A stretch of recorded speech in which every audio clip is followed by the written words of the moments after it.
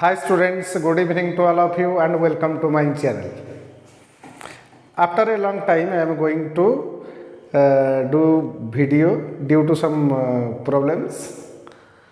So students, today's topic is blood, the essential component of our body which help to transport various substances to different parts of the body, to different cells of the body, so that the cells may alive. So without any supply of blood to different parts of the body, the cell will die. So it is a very essential component of our body. It is life supporting component. So blood is a mobile fluid connective tissue. As it is not stationary, it is movable throughout the body. And it is not liquid, rather it is a fluid. And it connects to various parts of the body. That is why it is called as a connective, and it is composed of number of cells. That is why it is called as tissue. So blood is a mobile fluid connective tissue. It is originated from embryonic mesoderm. Blood is originated from embryonic mesoderm. It is red in color, taste salty due to presence of pure quality of sodium chloride in it. As you know students, the study of blood is called as hematology. Its specific gravity is 1.04 to 1.07 and viscosity is 4.5 to 5.5 times than that of water. That is why it is fluid. It is more viscous in comparison to that of water. And it is having aromatic smell or some peculiar smell. And blood is red due to presence of that hemoglobin, as hemoglobin contains the metallic iron content and globin is the protein content. And heme is formed by union of porphyrin and iron. So porphyrin bring about that red color of blood. So blood is red due to presence of porphyrin in it. Blood is alkaline with a pH of 7.3 to 7.5. So it is alkaline in nature. In human being, about 7 to 8% of their total body weight is blood. So it has estimated that a 70 kg body weight man contains about 5 to 6 liters of blood in its body. So blood is divided into two components. Blood, the fluid connective tissue, is divided into two components. One is blood plasma and another is blood corpuscles. So first of all, I am going to describe about that blood plasma. Students, blood plasma is otherwise known as plasma. It is slightly alkaline in nature. Non-living intracellular matrix constituting about 55% of total blood. This blood plasma constitutes about 55 to 60% of total blood, whereas the blood corpuscles constitute about 40 to 45% of total blood. So it constitutes more in comparison to that of cellular components or formed elements. It is transparent and straw color fluid, constitute about 5% of total body weight. And it is non-living part of blood, contains 90% of water in it. That is why it is also called as the liquid part of blood. And its composition is variable as some substances keep going out and also enter into it. Substances as continuously going out from that plasma and enter into the plasma from that tissue fluid. That is why its composition is variable.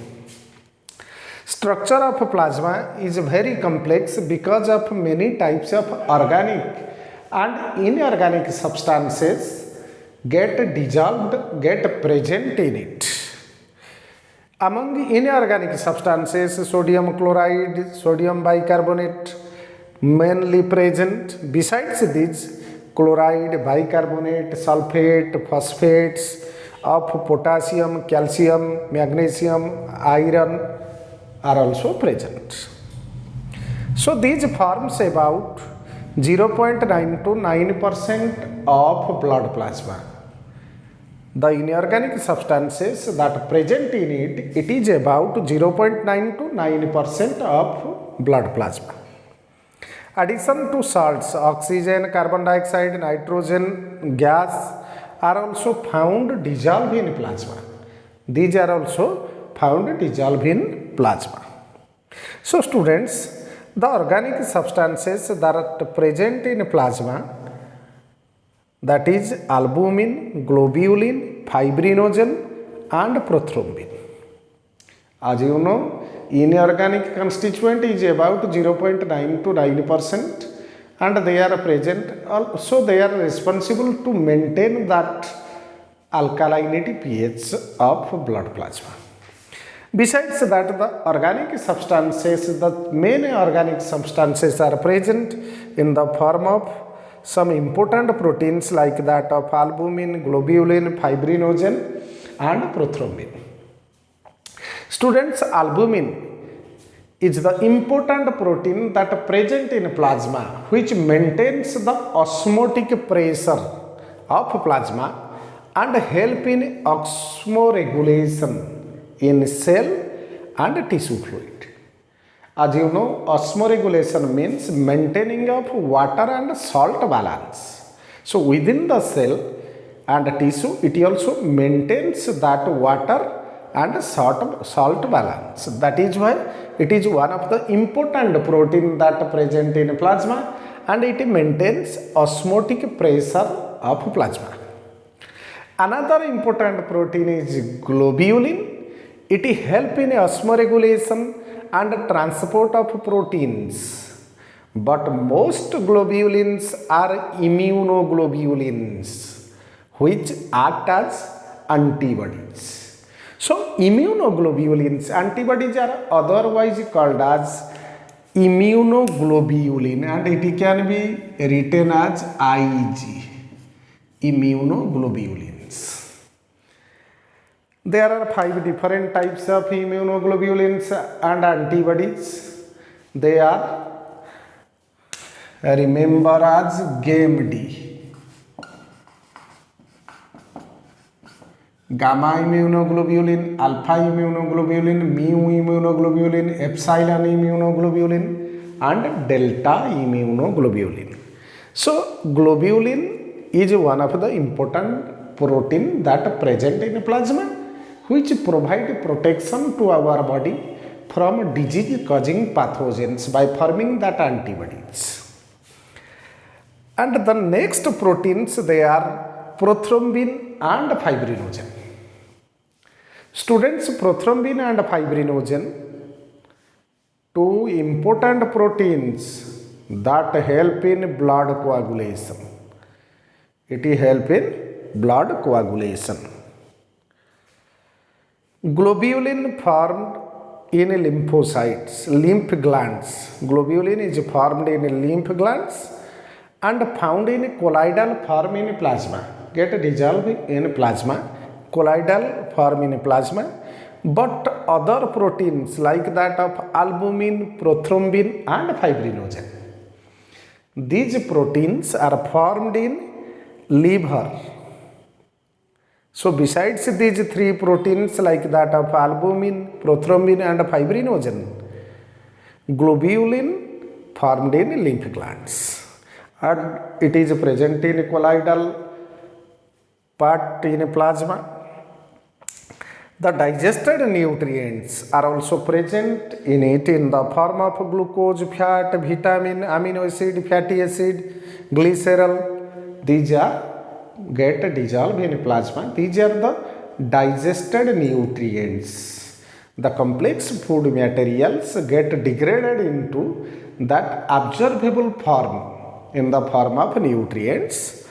So, excretory substances such as ammonia, urea, uric acid, these are also present in plasma, and later on it is eliminated. Urea is formed in liver and eliminated through that kidney to outside through the urine. Hormone present in plasma secreted from endocrine glands. As hormones are secreted from endocrine glands, and endocrine glands are also otherwise called as ductless glands. So there is no duct to carry the secretion of these endocrine glands. So directly it is poured into the bloodstream and remain present in plasma, carried to different parts of the body for their working. Antibody formed in plasma in response to that of foreign antigen. Whenever any foreign antigen, foreign protein that enter into the body to create diseases, plasma gets stimulated and induced by helper T cell. So in presence of that foreign antigen or foreign protein, it produces antibody to destroy them. That is why it provides immunity to our body. It provides disease-free environment in our body, as it is for that antibody. Another important protein is present, that is anticoagulant, that is called as heparin, which is formed from liver and present in plasma. It is a polysaccharides. Heparin present in the form of polysaccharides. It is an anticoagulant and it prevents coagulation of blood while the blood passing through the blood vessels within the body. If it is not present, then the blood may coagulate anywhere within the blood vessel, which bring about blockage of that arteries. That is why heparin is present in plasma. It is an anticoagulant which do not allow that blood to clot.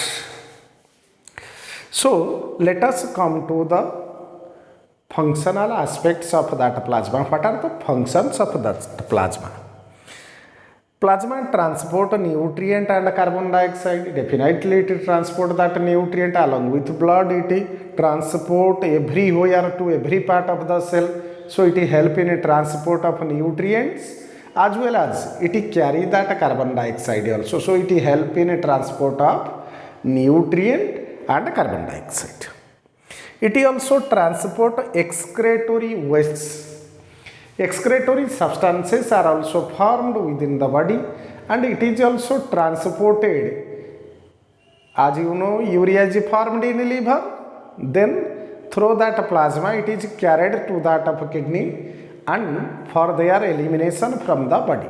So it is eliminated. So transport of excretory wastes or substances, transport of antibodies to fight against foreign antigen or against infection.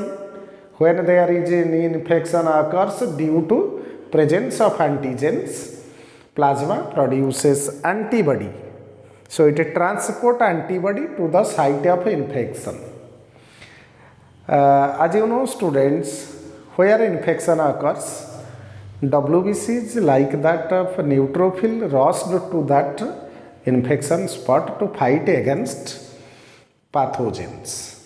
So antibody is carried by the plasma to reach the site of infection. It maintains pH of blood. As I have already told you that the bicarbonate present in plasma, sodium bicarbonate, maintains the buffering nature of that blood. So it maintains the pH of blood, that is alkaline. it maintains immunity. As it form antibody against that disease causing pathogen, it provide immunity to our body.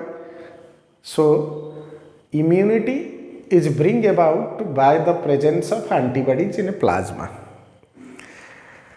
And last but not least, it help in uniform distribution of heat all over body. Heat is generated during metabolic processes, during biochemical activities, and that heat is not confined to a particular part of the body.